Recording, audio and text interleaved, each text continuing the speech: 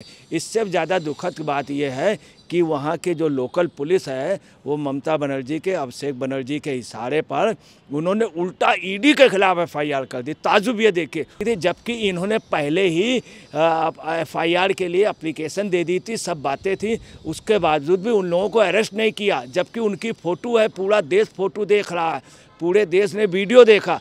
दूसरी गृह मंत्रालय ने यह भी पूछा है कि जो एफआईआर इनकी पहले हो गई थी, एफआईआर पे आपने क्या कार्रवाई की है। वहीं पे इन लोगों की एक एफआईआर ममता बनर्जी के और अभिषेक बनर्जी के कहने से और वहाँ के जनप्रतिनिधि के कहने से, जो वहाँ का मंत्री था, रसद मंत्री, उसके कहने पे आप समझ लीजिए एक एफआईआर लिखी गई जिसमें उल्टा ईडी के लोगों पे चार्जशीट लगाई जा रही। नमस्कार, मैं अंजलि मिश्रा, स्वागत है आप सभी का एचडीवी न्यूज पर। पश्चिम बंगाल में ईडी अधिकारियों पर हुए हमले का मामला जो है अब हाईकोर्ट पहुंच चुका है। ईडी ने इस मामले को लेकर हाईकोर्ट में केस दर्ज कराया है और साथ ही साथ अब कोर्ट कल इस मामले की सुनवाई करने वाला है। ईडी ने इस दौरान कहा है कि हमारे ही अधिकारियों पर एफआईआर दर्ज कर लिया गया, लेकिन जिस भीड़ ने हमला किया था उन लोगों के ऊपर हल्की धाराएं लगाई गई हैं। और इसी के साथ अब गृह मंत्रालय ने भी इस मामले को लेकर ममता सरकार से रिपोर्ट तलब की है, जिस पर चर्चा के लिए हमारे साथ मौजूद है वरिष्ठ पत्रकार अजय पत्रकार जी। सर, आपका स्वागत है हमारे चैनल में। जिस तरीके से अब ईडी ये मामला हाईकोर्ट में लेकर गई है और कल हाईकोर्ट में इस मामले की सुनवाई भी होगी, क्या कहेंगे आप?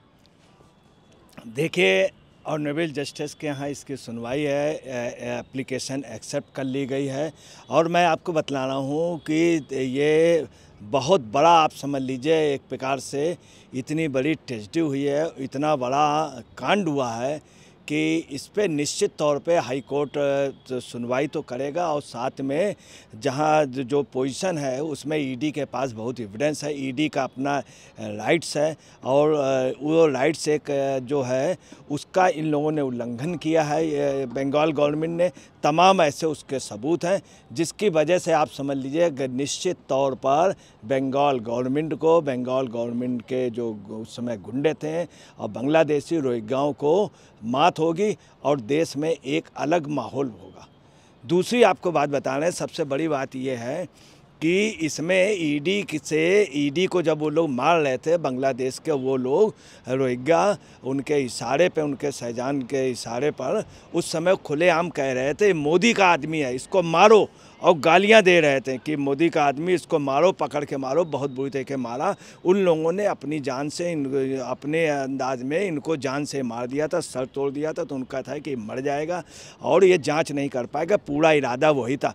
परंतु वहाँ पर मीडिया पे भी हमला किया, कुछ मीडिया के लोग बीच में आ गए, चूँकि लगातार लोग वो बना रहे थे मोबाइल से, इस कारण भीड़ जो है वो थोड़ा सा हट गई। वहाँ पे फोर्स को मारा, सीआरपीएफ के जो केंद्रीय पुलिस के जवान थे उनको मारा। अगर पुलिस ना होती तो आप समझ लीजिए काफ़ी लोग मार दिए जाते।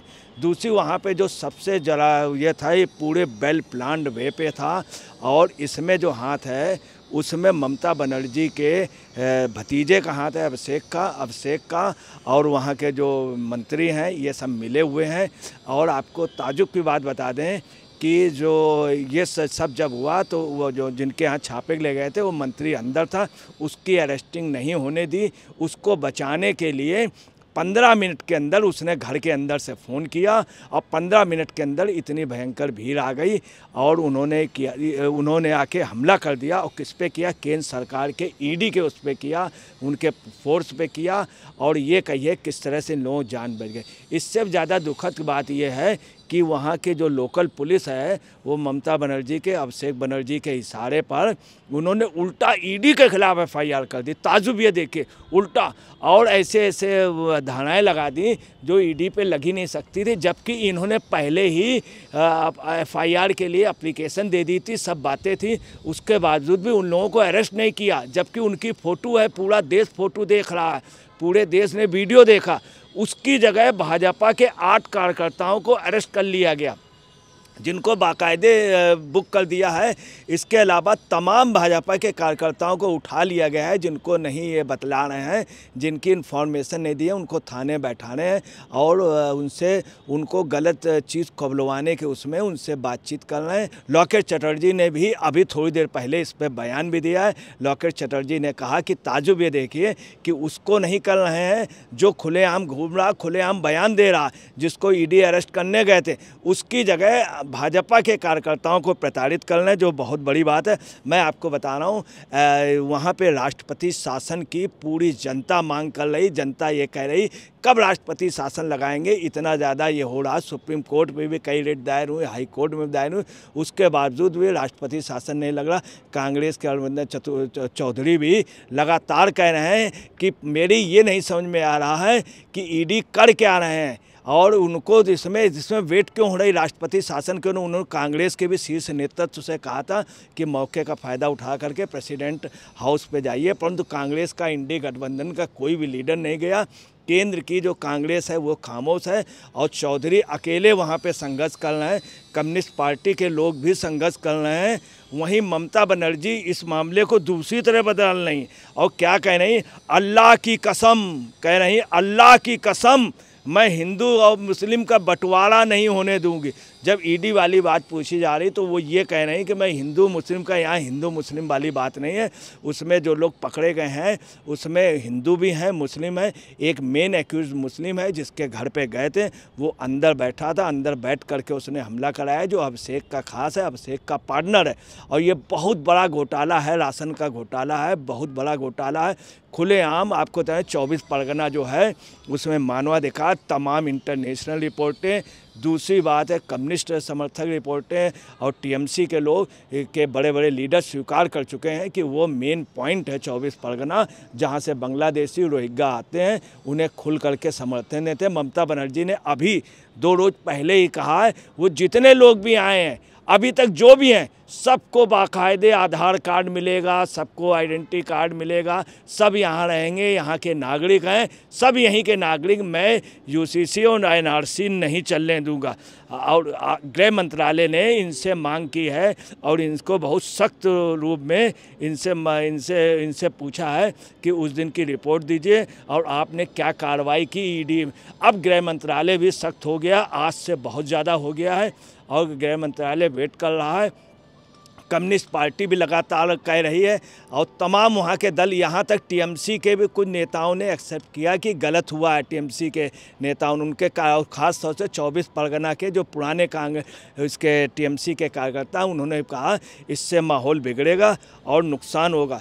और इन सब के अलावा ये ममता बनर्जी ने आज क्या कहा है कम्युनिस्टों के लिए, कहा ये आतंकवादी हैं, कम्युनिस्टों के लिए आतंकवादी कह रहे हैं। कम्युनिस्टों का कहना है कि आतंकवाद को बढ़ावा जो दे रहे हैं कांग्रेस कब दे रहे हैं, वो टीएमसी दे रही। टीएमसी योजनाबद्ध तरीके से संचालित हो रही है बांग्लादेश से और रोहिंग्या के बर्मा से, वो वहाँ से संचालित हो रही।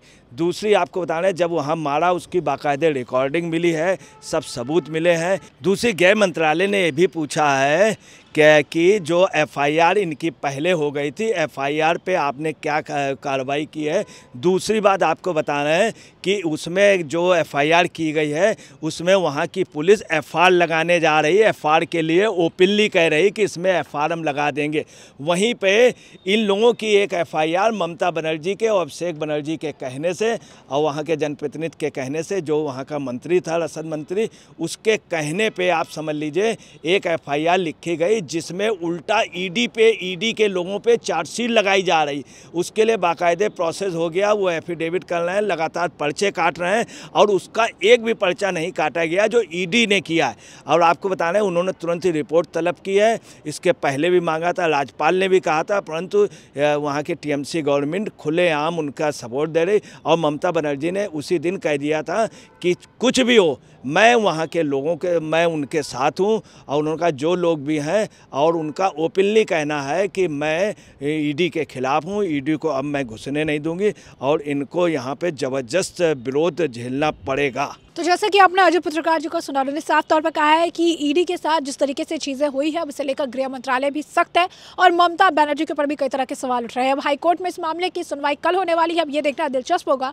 कि हाईकोर्ट द्वारा इस मामले को लेकर क्या कुछ फैसला लिया जाता है, जिससे ममता बनर्जी की सरकार की मुश्किलें बढ़ती है या फिर और ज़्यादा जो है उन्हें जवाबदेही देनी पड़ती है। तो ऐसे में आपने चर्चा पूरी सुनी है, इस पर आपकी भी जो राय हो हमें कॉमेंट सेक्शन में कॉमेंट करके ज़रूर साझा करिएगा। धन्यवाद।